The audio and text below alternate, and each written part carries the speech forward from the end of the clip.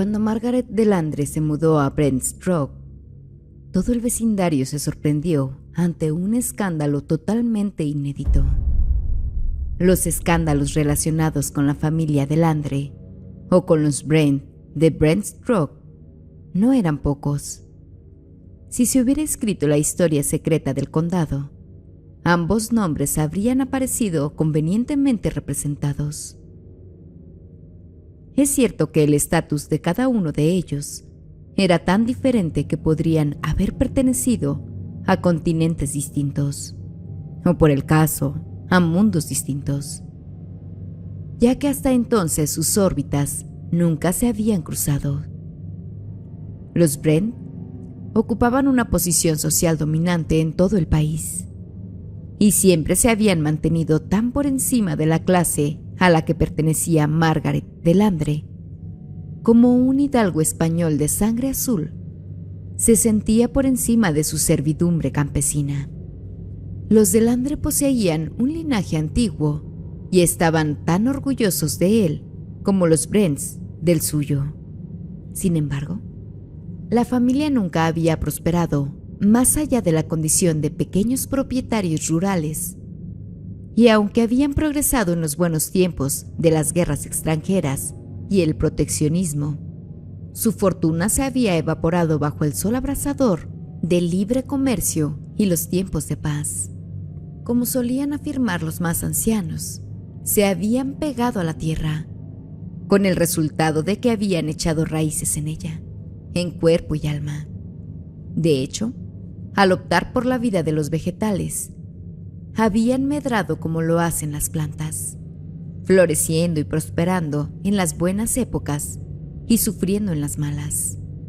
Su propiedad, Danderscroft, parecía representativa de la familia que la había habitado, la cual había declinado generación tras generación, enviando de vez en cuando algún brote malogrado de energía insatisfecha en forma de soldado o marinero, que se había abierto camino hasta los grados menores de los servicios y allí se había detenido.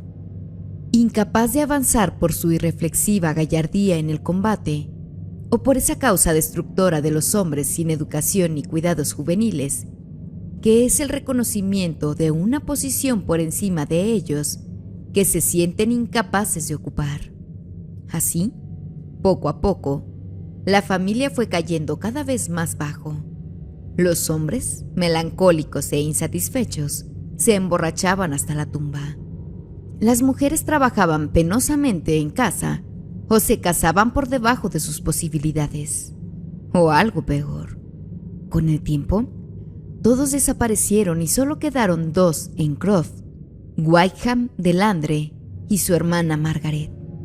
Hombre y mujer parecían haber heredado, respectivamente en forma masculina y femenina, la tendencia maligna de su raza, al compartir los principios, aunque manifestándolos de diferentes maneras, de la pasión hosca, voluptuosidad y la imprudencia. La historia de los Brents había sido algo similar, pero exhibiendo las causas de su decadencia en sus formas aristocráticas y no plebeyas. También ellos habían enviado a sus vástagos a la guerra, pero sus circunstancias habían sido diferentes y a menudo habían alcanzado el honor, pues todos eran galantes y habían realizado valerosas hazañas antes de que la disipación egoísta que los caracterizaba hubiera minado su vigor. El actual cabeza de familia, si es que podía llamarse familia cuando solo quedaba un miembro de la línea directa, era Geoffrey Brent. Se trataba de un personaje típico de una estirpe desgastada que manifestaba sus cualidades más brillantes en ciertos aspectos y su degradación más absoluta en otros. Se le podría comparar con algunos de esos antiguos nobles italianos que los pintores nos han conservado en sus cuadros, con su coraje, su falta de escrúpulos, su exquisita lujuria y crueldad, el auténtico voluptuoso con su diabólico potencial. Era ciertamente apuesto, con esa belleza oscura, aguileña e imponente, que las mujeres suelen reconocer como dominante. Con los hombres era distante y frío, pero semejante actitud nunca desanima a las mujeres. Las inescrutables leyes del sexo han dispuesto que incluso una mujer tímida no tema a un hombre feroz y altivo. Así que apenas había una mujer de cualquier clase o condición que viviera cerca de Brent's Rock que no sintiera algún tipo de secreta admiración por aquel apuesto bribón.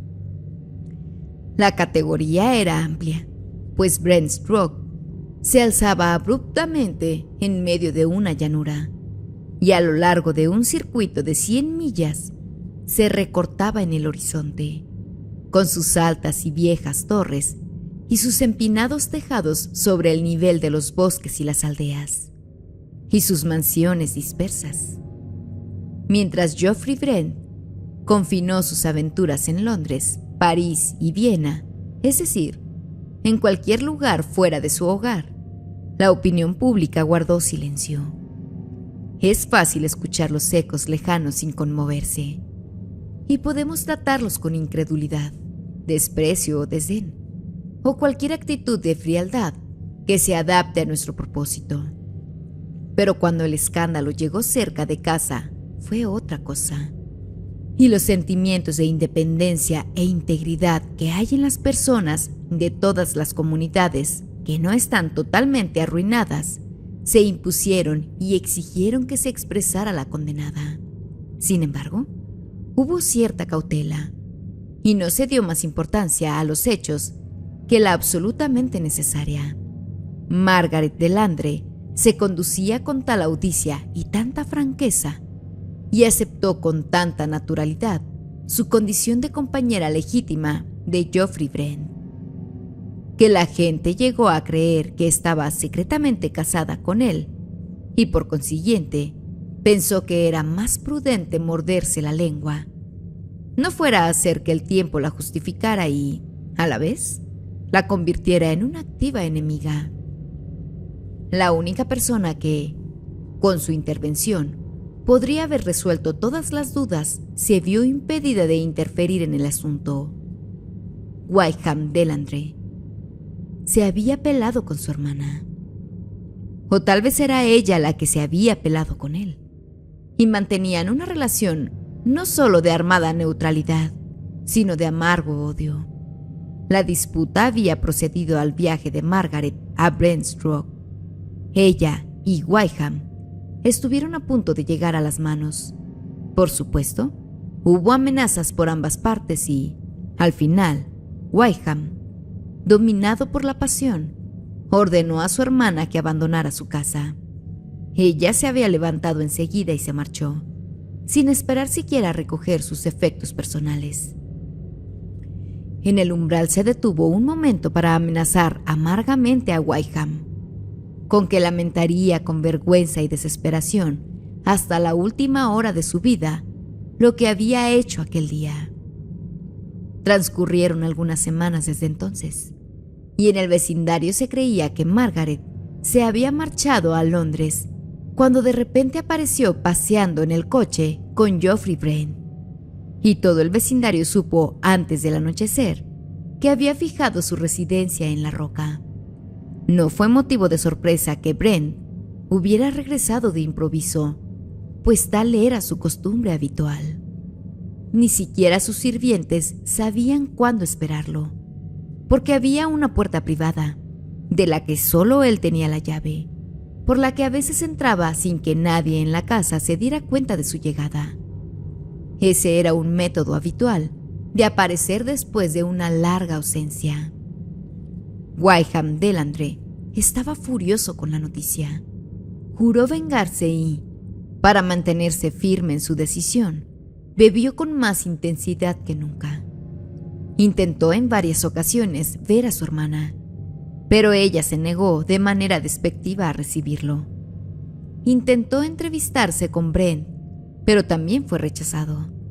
Luego intentó interceptarlo en el camino, pero fue en vano, pues Geoffrey no era un hombre que se dejara detener en contra de su voluntad.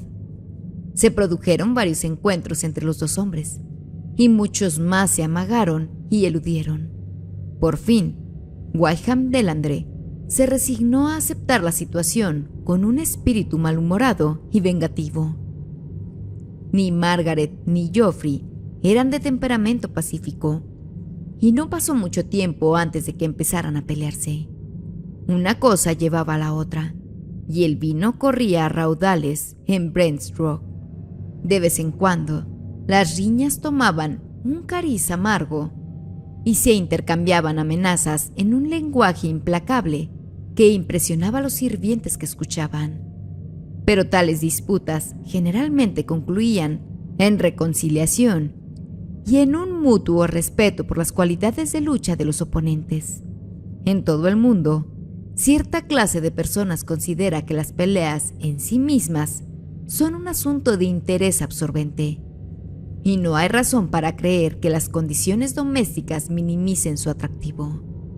Geoffrey y Margaret se ausentaban ocasionalmente de Brent's Rock, y en cada una de esas ocasiones, Wyndham Delandre también se ausentaba.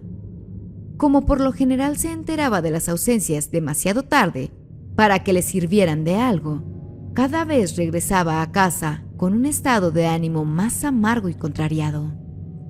Por fin llegó el momento en que la ausencia de Brent's Rock se prolongó más de lo habitual. Pocos días antes se habían producido una disputa que superó en acritud a las anteriores, pero también se resolvió y se mencionó ante los criados un viaje por el continente. Al cabo de unos días, Wyndham Delandre también se marchó, y pasaron algunas semanas antes de que regresara. Se notaba que estaba lleno de una nueva sensación: satisfacción, exaltación. Apenas sabía cómo llamarlo. Fue directamente a Brent's Rock y exigió ver a Geoffrey Brent, y cuando le dijeron que aún no había regresado, dijo con una sombría determinación que los sirvientes advirtieron: «Volveré. Tengo información importante». Dio media vuelta y se marchó. Transcurrió una semana, luego un mes, y así sucesivamente. Finalmente, llegó el rumor, confirmado más tarde, de que había ocurrido un accidente en el valle de Zermatt. Al cruzar un paso peligroso, el carruaje en el que viajaban una dama inglesa y el conductor se cayó por un precipicio. Por fortuna, el caballero del grupo, el señor Geoffrey Brent, había salido ileso, ya que había caminado colina arriba para aliviar a los caballos. Él dio el aviso y se procedió a la búsqueda. La barandilla rota, la calzada erosionada, habían luchado contra la pendiente antes de caer al torrente, contaban la triste historia. Era una estación húmeda y había nevado mucho durante el invierno, por lo que el río estaba más crecido de lo normal y la corriente llevaba hielo.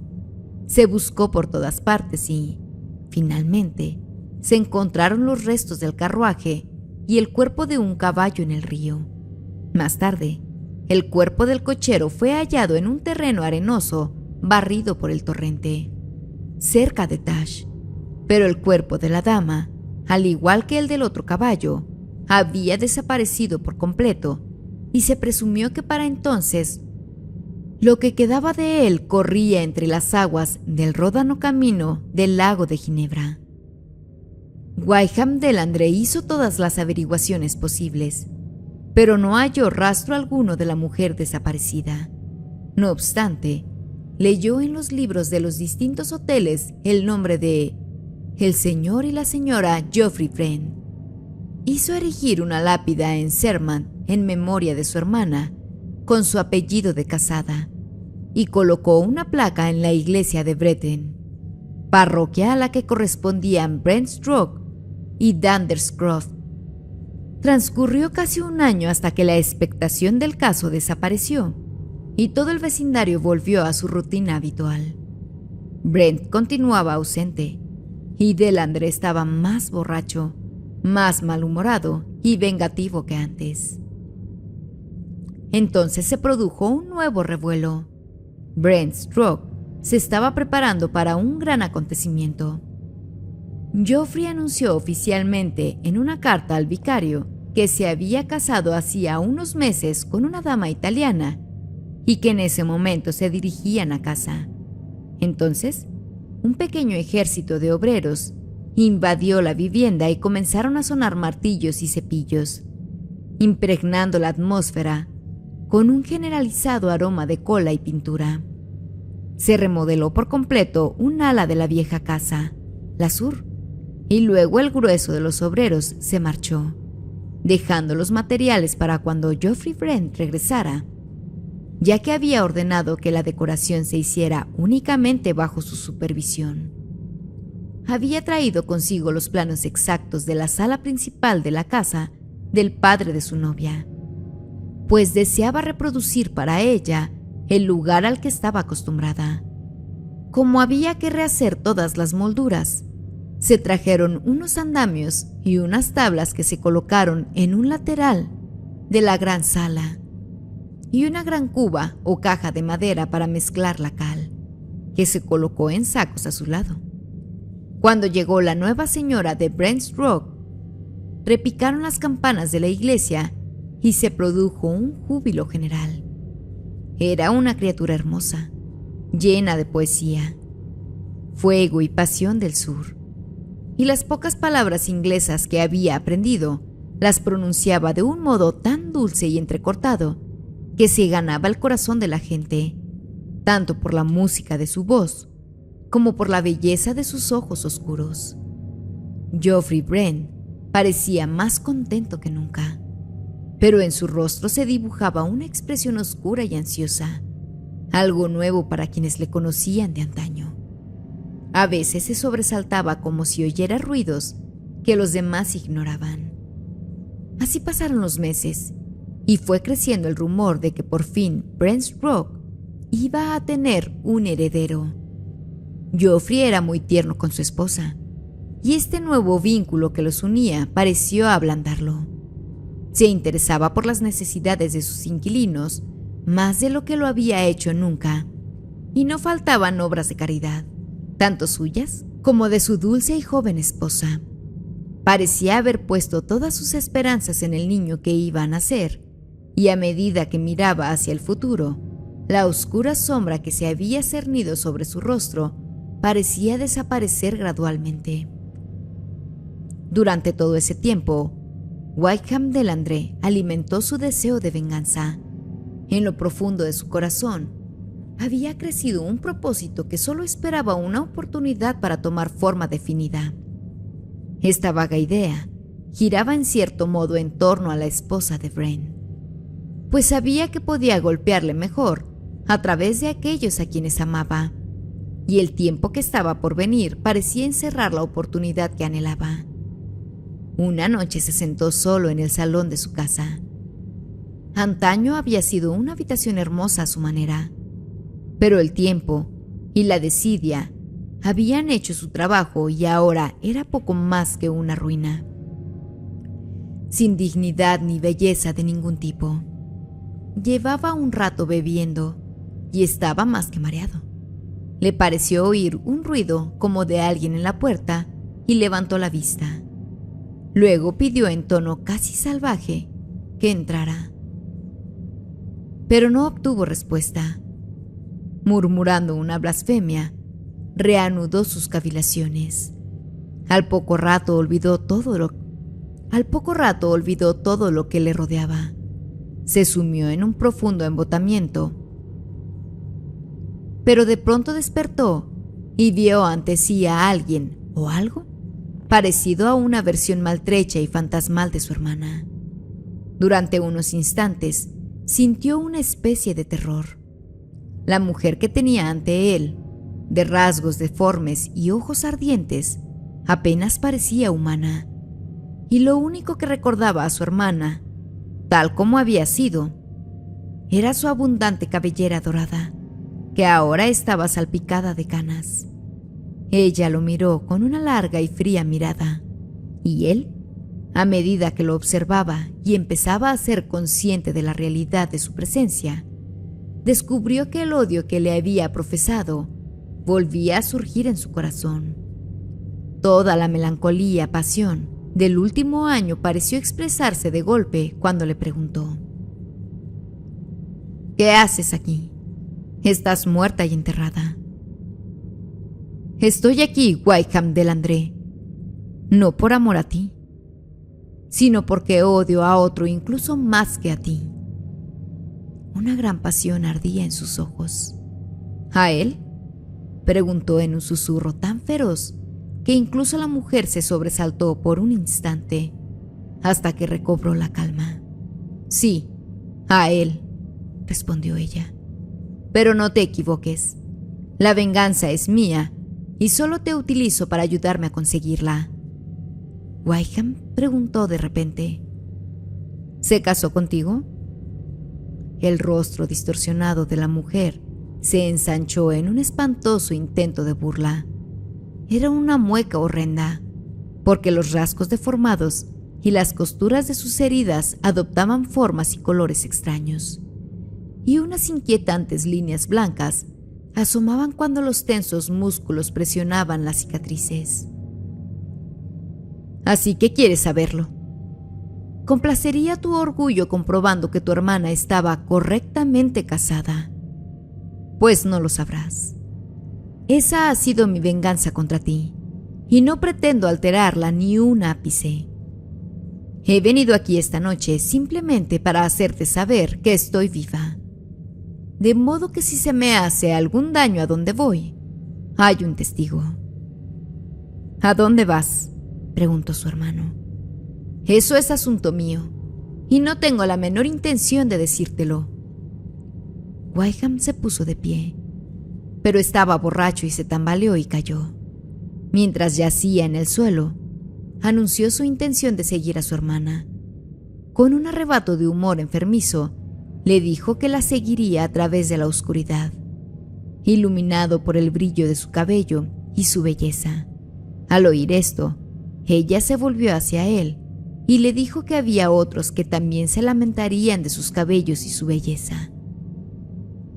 Como él, siseó, pues el cabello permanece aunque la belleza desaparezca. Cuando quitó el freno y nos tiró por el precipicio hacia el río, no pensó en mi belleza. Tal vez la suya quedaría tan arruinada como la mía, sí, como me ocurrió a mí. Se hubiera precipitado entre las rocas del Visp y se hubiera congelado en el hielo a la deriva del río. Pero que tenga cuidado, se acerca su hora. Y con un gesto feroz abrió de golpe la puerta y salió a la noche. Más tarde, aquella misma noche, la señora Brent, que solo estaba medio dormida, se despertó de repente y le dijo a su marido: «Geoffrey, ¿no ha sido el chasquido de una cerradura debajo de nuestra ventana?» Pero Geoffrey, aunque ella creía que también se había sobresaltado al oír el ruido, parecía profundamente dormido y respiraba con pesadez. La señora Brent volvió a dormirse, pero se despertó al ver que su marido se había levantado. Estaba terriblemente pálido, y cuando la luz de la lámpara que llevaba en la mano le iluminó el rostro, se asustó al ver la expresión de sus ojos. «¿Qué pasa, Geoffrey? ¿Qué haces?», preguntó. «Calla, pequeña», respondió él con una voz áspera y extraña. «Duérmete. Estoy inquieto y quiero terminar un trabajo que dejé a medias». «Tráelo aquí, esposo mío», dijo ella. «Me siento sola y me asusta tu ausencia». Como respuesta, él solo se limitó a besarla y salió, cerrando la puerta tras de sí. Ella permaneció despierta durante un rato, hasta que la naturaleza se impuso y se durmió. De pronto, se despertó con la sensación de haber oído un grito ahogado en algún lugar no muy lejano. Se levantó de un salto, corrió a la puerta y llamó, pero no oyó nada.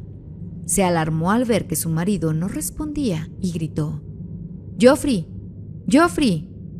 Al cabo de unos instantes, se abrió la puerta del gran salón y Geoffrey apareció en ella, pero sin su lámpara. «Silencio», dijo en una especie de susurro, con voz áspera y grave. «Calla, vete a la cama. Estoy trabajando y no quiero que me molesten. Duérmete y no despiertes a los demás».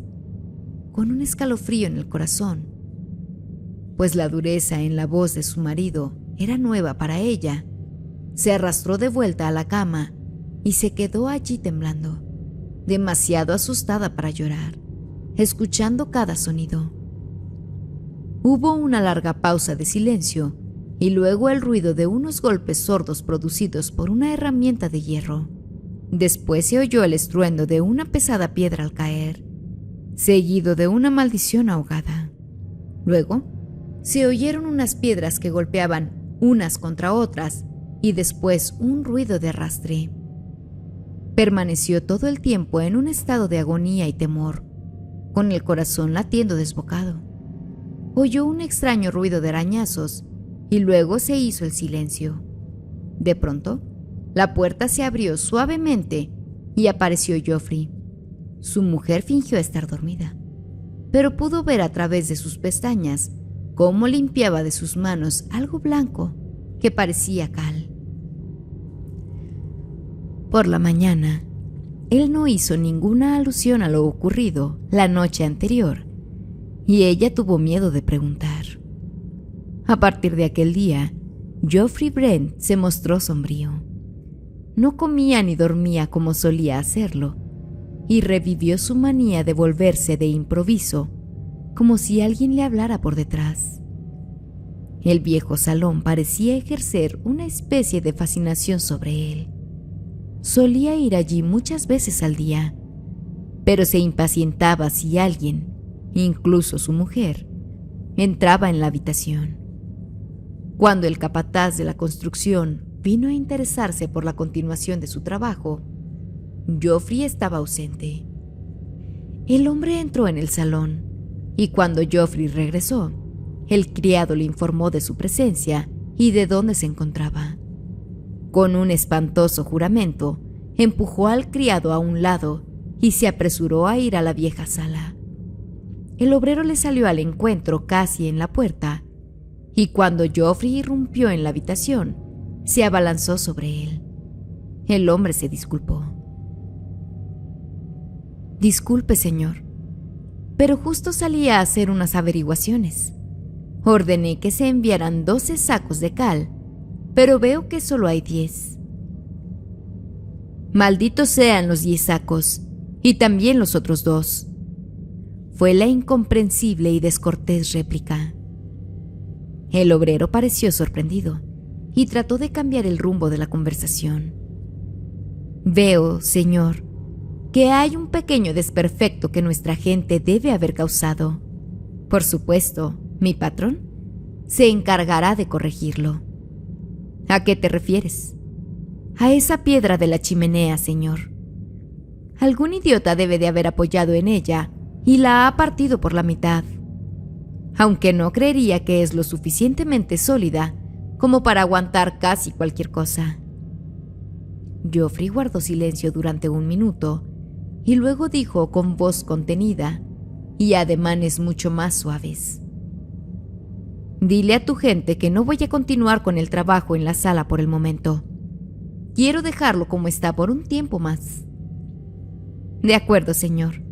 Enviaré a algunos de nuestros muchachos para que se lleven las maderas y las bolsas de cal y ordenar un poco el lugar». «No, no», dijo Geoffrey. «Déjalos donde están. Les avisaré cuando deban ponerse a trabajar». Así que el capataz se marchó y le hizo este comentario a su jefe: «Yo enviaría la factura, señor, por el trabajo ya hecho. Me parece que el dinero escasea un poco en ese lugar». 1 o 2 veces, Delandre trató de interceptar a Brent en el camino y al final, al ver que no podía lograr su objetivo, cabalgó tras el carruaje gritando: «¿Qué ha sido de mi hermana, tu esposa?».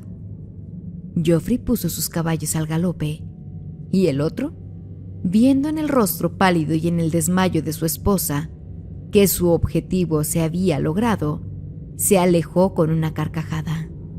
Aquella noche, cuando Geoffrey entró en el salón, se acercó a la gran chimenea y se echó hacia atrás con un grito ahogado. Luego, haciendo un gran esfuerzo, se recompuso y se alejó, regresando con una lámpara. Se inclinó sobre la piedra rota de la chimenea para ver si la luz de la luna, que entraba por la ventana, le había engañado. Después, con un gemido de angustia, cayó de rodillas. Allí, efectivamente, a través de la grieta de la piedra se asomaba una multitud de hilos de cabellos dorados, apenas teñidos de gris. Le sorprendió el ruido en la puerta, y al mirar a su alrededor, vio a su mujer de pie en el umbral. En un momento de desesperación, actuó para evitar que lo descubrieran y, encendiendo una cerilla en la lámpara, se agachó y quemó los cabellos que asomaban por la piedra rota. Luego, levantándose como pudo, fingió sorpresa al ver a su mujer a su lado. Durante la semana siguiente, vivió en estado agónico, pues, ya fuera por accidente o a propósito, no podía quedarse solo en el salón durante mucho tiempo. A cada visita, el cabello había vuelto a crecer a través de la grieta, y tenía que vigilarlo cuidadosamente para que no se descubriera su terrible secreto. Intentaba encontrar fuera de la casa un contenedor para el cuerpo de la mujer asesinada, pero siempre había alguien que le interrumpía. En una ocasión, cuando salía por la puerta privada, fue recibido por su esposa, que empezó a interrogarle y manifestó su sorpresa por no haberse fijado antes en la llave que ahora él le mostraba de mala gana. Geoffrey amaba a su esposa con ternura y pasión, de modo que cualquier posibilidad de que ella descubriera sus terribles secretos, o incluso de que dudara de él, lo llenaba de angustia, y al cabo de un par de días, no pudo evitar llegar a la conclusión de que, al menos sospechaba algo. Aquella misma noche, ella entró en el salón después de su paseo en coche y lo encontró allí sentado, de mal humor, junto a la chimenea apagada. Le habló sin rodeos. «Geoffrey, ese Delandre me ha hablado y me ha dicho cosas horribles. Me contó que hace una semana su hermana regresó a su casa, convertida en un despojo de sí misma, pero con su cabello dorado de antaño. También le anunció algunas malas intenciones. Me ha preguntado dónde está y... Oh, Geoffrey, está muerta, está muerta. ¿Cómo puede haber vuelto? Estoy aterrada y no sé qué hacer». Como respuesta, Geoffrey prorrumpió en un torrente de blasfemias que la hizo estremecerse. Maldijo a Delandre y a su hermana, y a todos los de su clase, y en especial, lanzó maldición tras maldición sobre su dorada cabellera.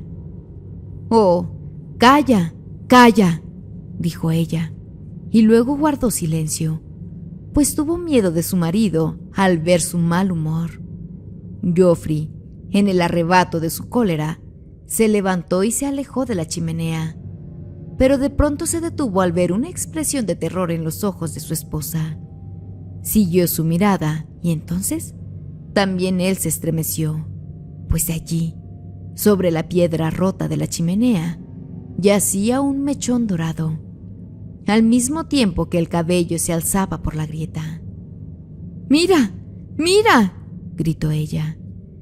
«Es un espectro de la muerte. ¡Vámonos! ¡Vámonos!».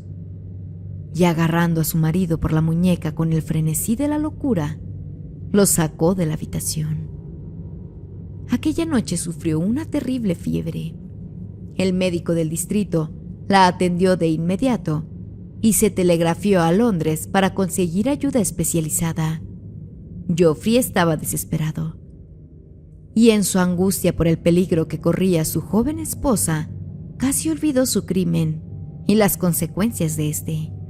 Por la noche, el médico tuvo que marcharse para atender a otros pacientes y dejó a Geoffrey al cuidado de su esposa.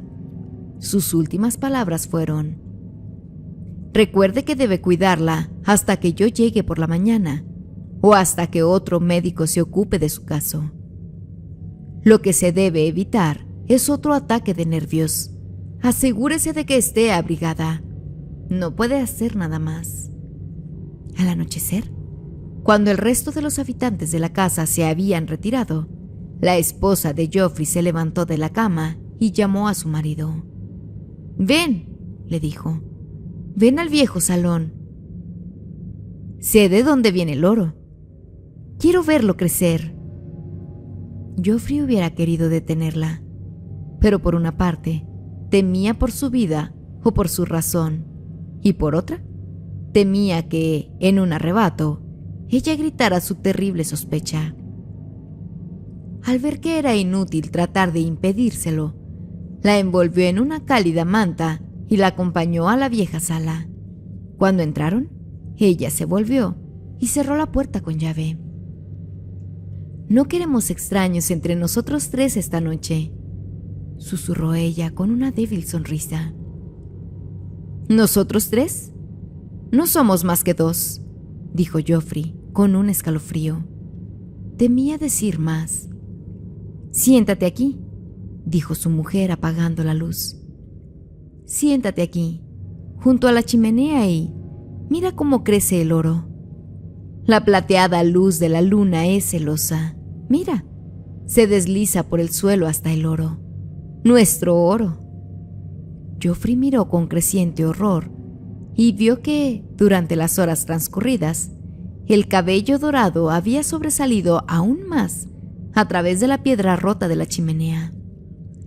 Intentó ocultarlo colocando los pies sobre la grieta. Su esposa se acercó a su lado y, tras inclinar la silla y apoyar la cabeza en su hombro, le dijo: «No te muevas, querido. Quedémonos quietos y observemos». Él la rodeó con el brazo y guardó silencio. Mientras la luz de la luna se deslizaba por el suelo, ella se quedó dormida. Temía despertarla, por lo que permaneció sentado en silencio, sintiéndose miserable, mientras que pasaban las horas.